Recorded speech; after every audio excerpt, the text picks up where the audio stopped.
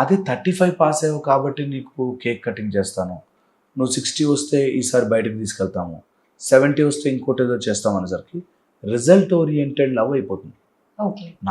మా పేరెంట్స్ నా రిజల్ట్ని బట్టి నాతో బిహేవ్ చేస్తారు అనేటట్టు కూడదు. Okay.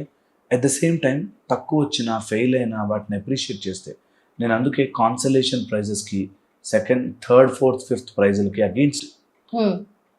Don't have to do that. ఓడిపోయావంటే ఓడిపోయావు, నువ్వు ఓడిపోయినా పర్లేదులే, ఓడిపోయినా గెలిచినట్టేలే అని చెప్పొద్దు.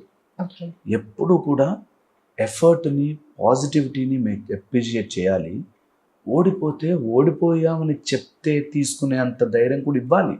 దట్ నువ్వు సరిగ్గా చేయలేకపోయావు sorry, that's okay, but learn. ఈసారి తప్పు చేసావు, నెక్స్ట్ టైంకి నువ్వు బెటర్ అవ్వాలి అనేది నేర్పించకపోతే అన్నిటికీ అలిగిపోతాడేమో.